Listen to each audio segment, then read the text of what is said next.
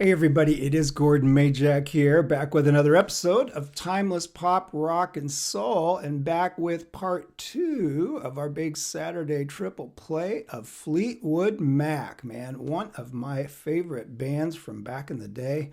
And I think if my memory serves, like I said in that first video, I think I got to see this lineup, this classic lineup of Fleetwood Mac. I know I saw them on the Rumors tour. I was right in the front of the stage, right in front of Stevie Nicks. Just unbelievable.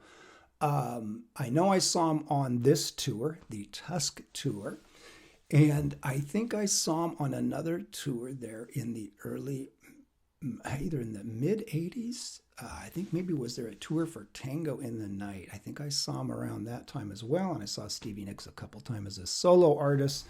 So yeah, Fleetwood Mac, one of my favorite bands from back there in the day.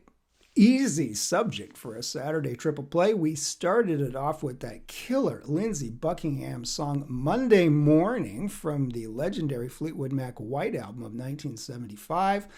And now, just to get a little different flavor of the many talents of this band, we're going to jump up to 1979 and one of my favorite songs from this album. Remember this record? The Tusk album.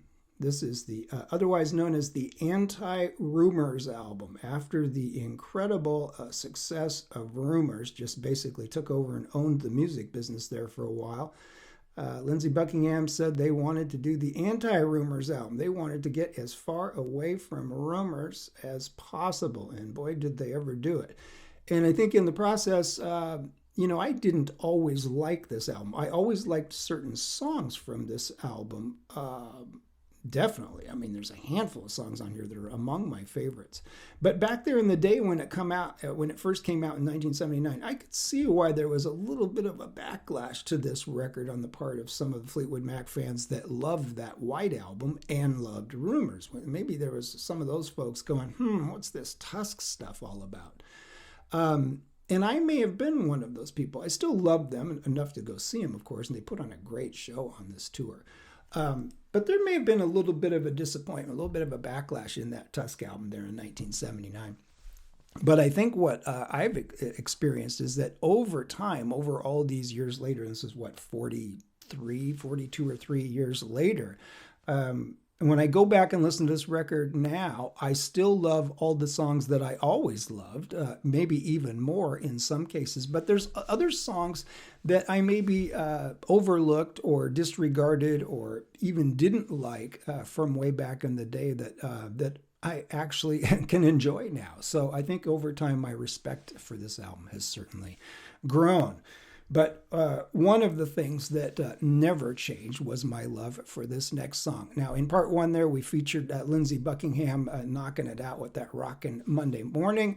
On this one, we're going to see a little different side of Fleetwood Mac and just one of the more beautiful sides if you come right down to it. And that is the highly underrated and highly talented Christine McVie. Let's hear what Christine McVie can do, okay? It's easy to overlook, I think, and it's easy to see that Christine McVie has been chronically overlooked during her time in Fleetwood Mac, particularly after Lindsey and Stevie came in, and not overshadowed so much necessarily musically, because if anything, she's put down more than her share of big, huge hit songs during this time of that classic lineup.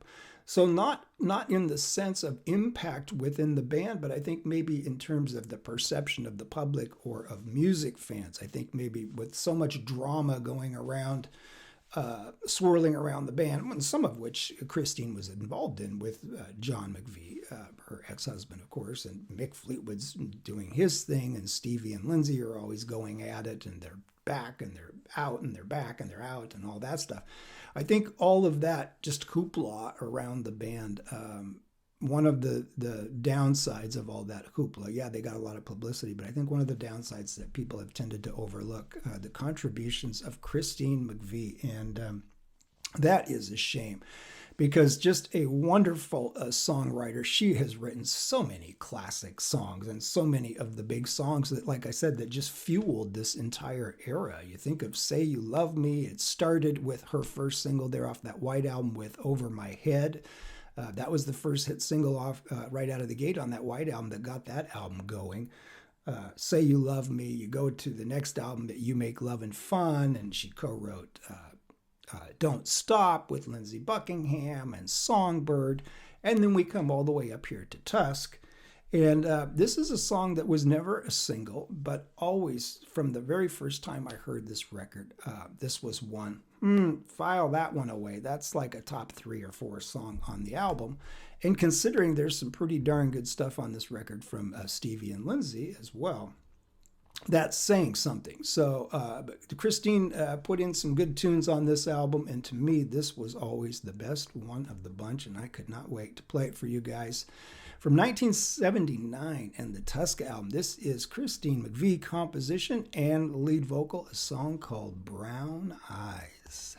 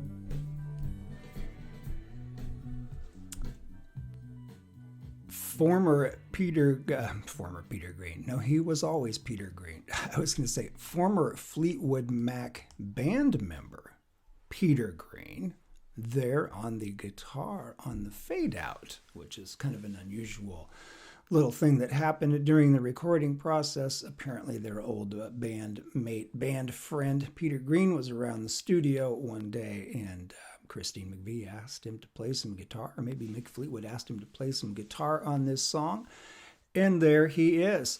It's just such an interesting, their sound is just such an interesting sound, the Fleetwood Mac sound of this era. You know, you can just count on Mick Fleetwood on the drums and John McVie on the bass. They always just lay down the tastiest, just so much feel in their playing on the back line of that rhythm section. You can always count on their track just like a freaking metronome, and always so much feel in John McVie's bass lines especially. And Mick Fleetwood really knows how to use the dynamics on the drums, playing softer and louder and faster and slower. He really just changes it up so beautifully, as you can hear on a song like this on Brown Eyes. And then you have Lindsey Buckingham, of course. He's always sort of weaving in and out of the vocals with various lead or rhythm guitar parts.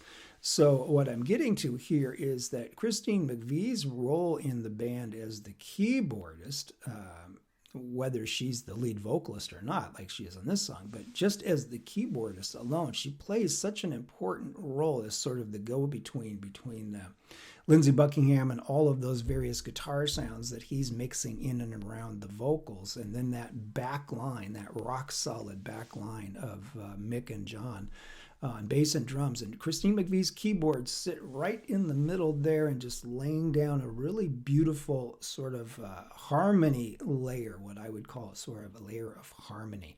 Just nice big chords on her electric piano and organ and some of the other things that she plays piano occasionally. Definitely such an important part of the overall sound. And of course, what can you say about her songwriting and her vocals? And she's just like Lindsey, she can go all over the place musically. She can come from so many different directions. And I always thought that this song, sort of a little bit of a left field. Well, then as soon as I say that, I think about Warm Waves and Over My Head, and maybe not too left field, but in the confines of the Tusk album, where this song sat in the album there on side 3, I always just thought this was just such a really deep and really powerful part of this record. Brown Eyes by Christine McVie. There is part 2. Remember that Tusk album? Part 2 of our Fleetwood Mac Saturday triple play. Well, we've knocked out Lindsey and Christine. You know what we got to do next in part 3? We're coming back with the princess herself. See you in the next one, folks. 30 seconds. See ya. 3, 2, 1. Stevie. Come on, Stevie.